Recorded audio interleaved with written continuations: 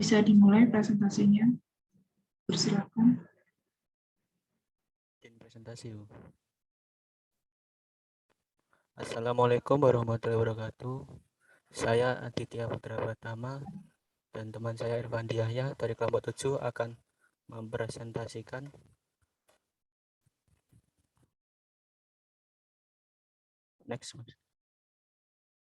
tentang bagaimana Islam menghadapi modernisasi.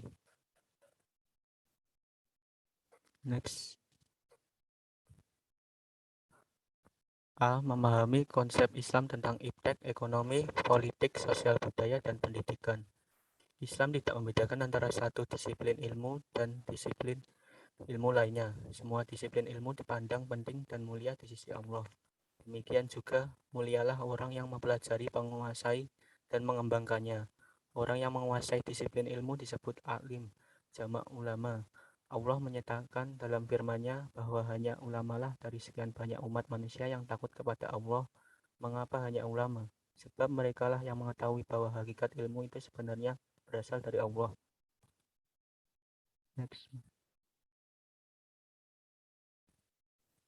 Bagaimana pandangan Islam tentang ekonomi? Segala bentuk transaksi yang berkaitan dengan produksi, distribusi, dan pemasaran barang dan jasa yang mendatangkan keuntungan finansial itu merupakan kegiatan ekonomi. Dalam Islam, ekonomi ialah berkorban secara tidak kikir dan tidak boros dalam rangka mendapatkan keuntungan yang layak. Dengan demikian, pengorbanan tidak boleh sekecil-kecilnya ataupun tertentu saja, melainkan pengorbanan yang tepat harus sesuai dengan keperluan yang sesungguhnya sehingga mutu produksi dapat terjamin. Demikian pula, keuntungan tidak perlu dikejar sebesar-besarnya dan tidak perlu melewati batas. Jadi, keuntungan monopoli dilarang dalam Islam. Oleh karena itu, keuntungan harus sewajarnya dan tidak merugikan orang lain.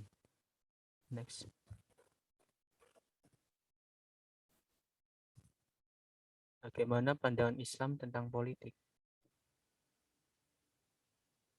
Politik yang dalam term Islam disebut siyasah merupakan bagian integral tak terpisahkan dari fikih Islam. Salah satu objek kajian fikih Islam atau siyasah atau disebut fikih politik. Fikih politik secara global membahas masalah-masalah ketatanegaraan, siyasah dusturiyah, hukum internasional, siyasah dauliyah, dan hukum yang mengatur politik keuangan negara, siyasah maliyah. Next.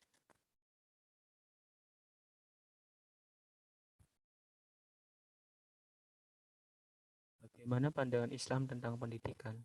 Tujuan pendidikan dalam Islam adalah merealisasikan ubudiyah kepada Allah baik secara individu maupun masyarakat dan mengimplementasikan khilafah dalam kehidupan untuk kemajuan umat manusia. Untuk mewujudkan tujuan luhur tersebut, menurut An-Nahlawi, Islam mengemukakan 3 metode. 1.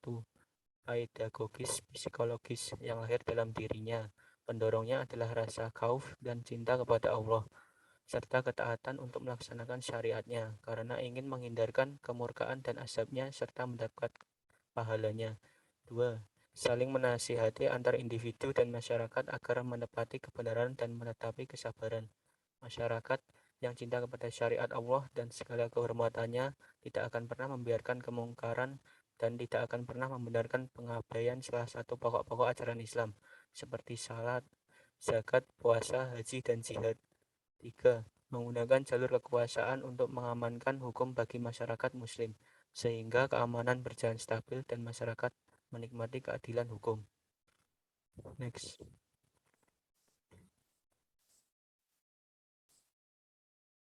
B. Mengapa diperlukan perspektif Islam dalam implementasi iptek, ekonomi, politik, sosial budaya, dan pendidikan?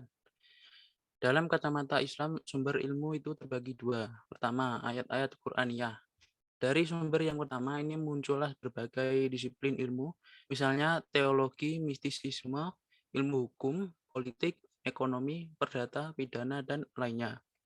Ayat-ayat Qur'aniyah adalah wahyu Tuhan yang Allah berikan kepada Rasulullah, termasuk dalam mushaf untuk kemaslahatan umat manusia. Kedua, ayat kauniyah. Ayat-ayat kauniyah adalah alam semesta sebagai ciptaan Allah yang diteliti dengan paradigma ilmiah dan menggunakan akal yang juga ciptaan Allah. Sumbernya adalah alam ciptaan Allah. instrumennya adalah akal manusia ciptaan Allah pula. Dari penelitian akal manusia terhadap rahasia alam ciptaan Allah ini, maka lahirlah ilmu-ilmu eksakta. Anda masih ingat eksakta adalah bidang ilmu yang bersifat konkret yang dapat diketahui dan diselidiki berdasarkan percobaan serta dapat dibuktikan dengan pasti. Implementasi ilmu eksakta menghasilkan teknologi. Teknologi dalam tataran aksiologi jelas tidak bebas nilai. C. Menggali sumber historis, sosiologis, dan filosofi tentang konsep Islam mengenai iptek, politik, sosial budaya, dan pendidikan. Pada masa keemasan Islam, kekuasaan politik umat Islam semakin luas dengan ekspansinya ke berbagai wilayah dan penguasaan dalam politik ini, membawa kemajuan dalam kehidupan ekonomi umat Islam saat itu. Kesejahteraan yang merata juga mendorong kemajuan umat Islam dalam penguasaan iptek. Akibatnya, dunia Islam menjadi sangat kuat secara politik dan ekonomi yang didasari penguasaan terhadap iptek secara sempurna pada saat itu. Zaman keemasan Islam itu terjadi pada masa kekuasaan dinasti Umayyah yang berpusat di Damaskus, Syria, dan kemudian berkembang pula di Spanyol, serta zaman kekuasaan dinasti Abbasiyah yang berpusat di Baghdad, Irak.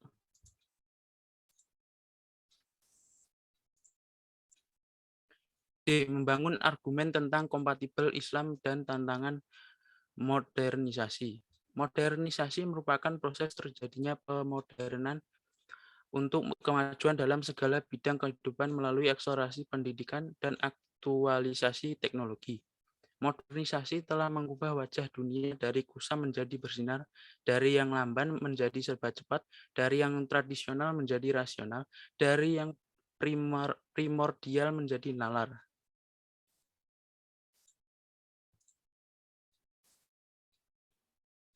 A. Karakteristik ajaran Islam. A. Rasional. Ajaran Islam adalah ajaran yang sesuai dengan akal dan nalar manusia.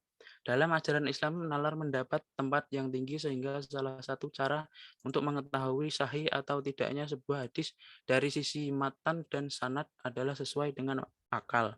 Hadis yang sahih pasti rasional. B. Sesuai dengan fitrah manusia. Tidak ada satupun ajaran Islam yang tidak sesuai dengan fitrah manusia.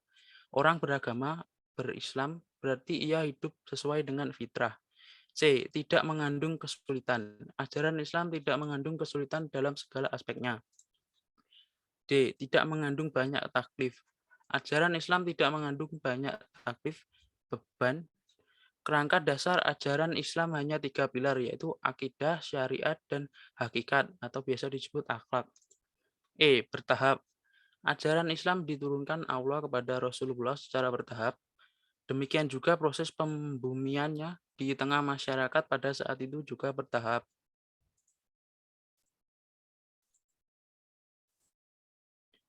E. Mendeskripsikan esensi dan urgensi kontekstualisasi pemahaman Islam dalam menghadapi tantangan modernisasi. Islam sebagai agama rasional adalah agama masa depan, yaitu agama yang membawa perubahan untuk kemajuan seiring dengan kemajuan kehidupan modern. Sebaliknya, Islam yang dipahami secara tekstual dan dogmatis akan sulit eksis dan sulit beradaptasi dengan lingkungan kemajuan yang semakin cepat berubahnya. Islam kontekstual akan menjadi solusi dan pemandu dalam memecahkan berbagai problem kehidupan umat manusia. Islam yang dipahami secara tekstual akan menjadi penghambat kemajuan, padahal Islam merupakan ajaran yang berkarakter rasional, fleksibel, adaptable, dan berwawasan ke masa depan. Menurut Puntowijoyo, 5 program reinterpretasi untuk memerankan kembali misi rasional dan empiris Islam dalam rangka menghadapi modernisasi. A. Program pertama adalah perlunya dikembangkan penafsiran sosial struktural lebih daripada penafsiran individual ketika memahami ketentuan-ketentuan tertentu di dalam Al-Quran. B. Program kedua adalah mengubah cara berpikir subjektif ke cara berpikir objektif. Tujuan dilakukannya reorientasi berpikir secara objektif ini adalah untuk menyuguhkan Islam pada cita-cita objektif. C. Program ketiga adalah mengubah Islam yang normatif menjadi teoritis. D. Program keempat adalah mengubah pemahaman yang ahistoris menjadi historis. E. Program kelima adalah merumuskan formulasi-formulasi wahyu yang bersifat umum menjadi formulasi-formulasi yang spesifik dan empiris.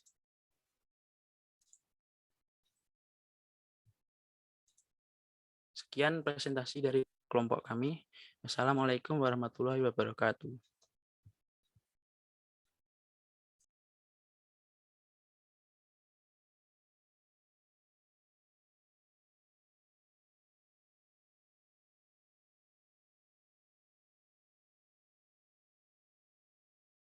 Terima kasih untuk presentasinya. Langsung saja saya absen aja ya.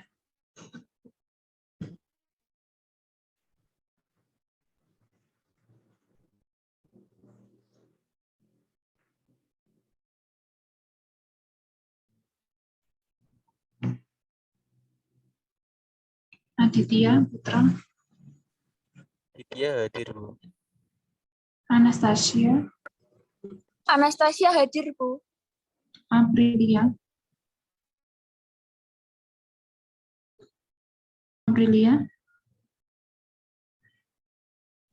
nggak ada ya? Aprilia hadir, Bu. Arja hadir, Bu. Arjuna, Hadir, Bu. David, David hadir, Bu. Dela, Hadir, Bu. Eko Bagus,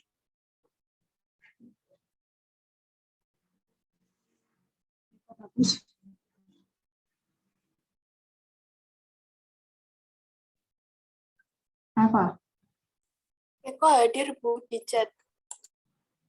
Emil, Emi hadir, Bu.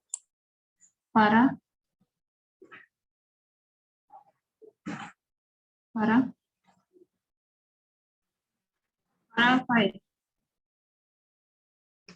Hafid, Hadir, Bu. hadir. Bu Aprilia, Farah hadir, Bu. Irfandi, Hadir, Bu. Husnul, Hadir, Bu. Moh Akbar,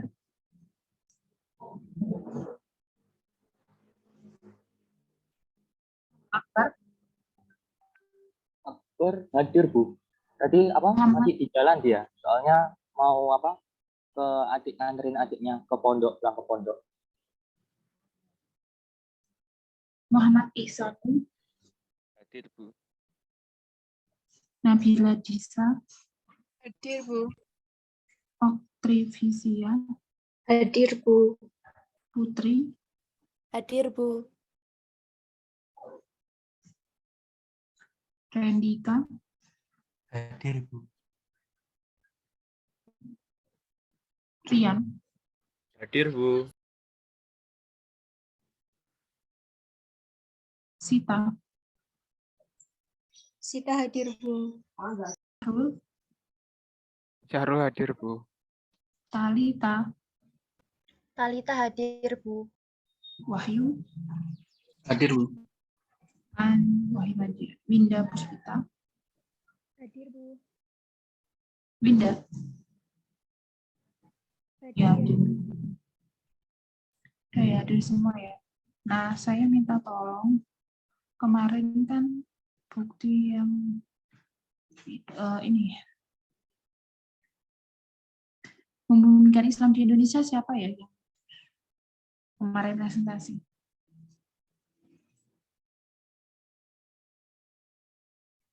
Membumikan Islam di Indonesia. Siapa yang presentasi?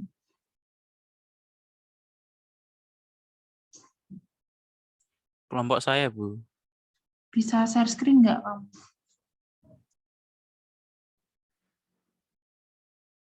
PPT-nya.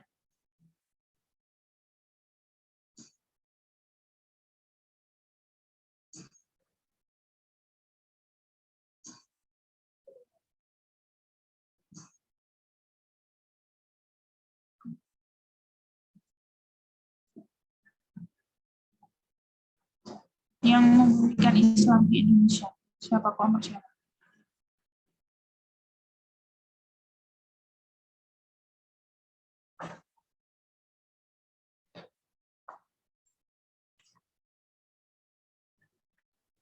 Kelompok saya, Bu.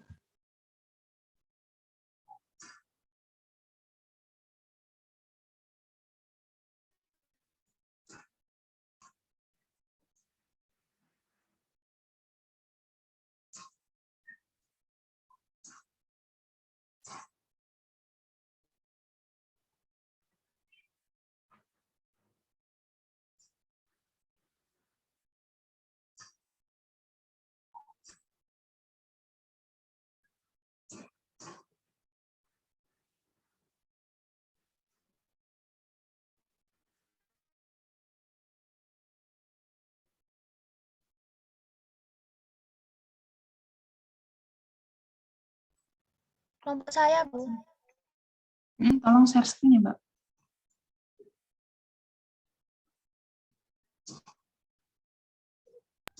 Iya, Bu, sebentar.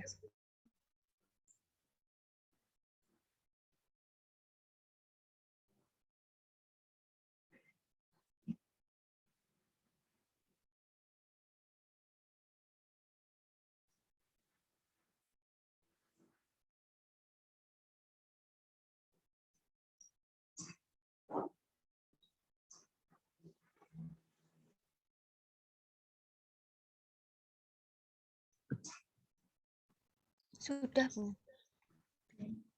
Masih Mbak, sudah Mbak. Close aja Mbak.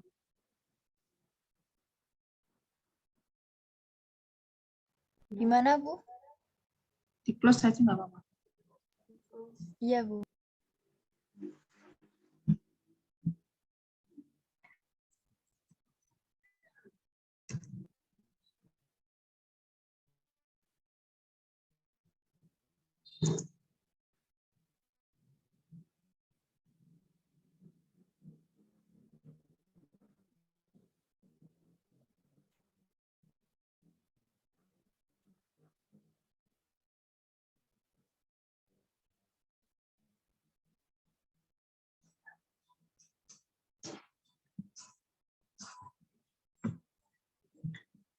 Baik, terima kasih untuk perkuliahan kita hari ini. Saya jelaskan nanti terkait tugas dan penjelasan materi dan tugas-tugas yang kemarin di pertemuan selanjutnya ya. Saya minta setelah ini ada pertemuan selain hari Jumat. Kalian bisanya hari apa? Minggu ini, hari Sabtu atau minggu depan sebelum hari Jumat? Boleh. Monggo. Untuk hari ini saya akhiri perkuliahannya karena materinya hampir sama nanti di pertemuan selanjutnya terkait ini modernisasi dan kontribusi Islam dalam peradaban dunia. Ini, yang berhubungan dengan ilmu teknologi, ilmu apa ya, di luar ilmu teknologi terkait teknologi kebermanfaatan ini. Nah, untuk hari ini saya akhiri ya, mohon maaf sebelumnya. Nanti tolong dirembuk sama teman-temannya di hari apa. Saya menyesuaikan kalian. Terima kasih, saya akhiri ya. Assalamualaikum warahmatullahi wabarakatuh. Waalaikumsalam Waalaikumsalam Assalamualaikum warahmatullahi Terima wabarakatuh. kasih, Bu. Waalaikumsalam warahmatullahi Wabarakatuh.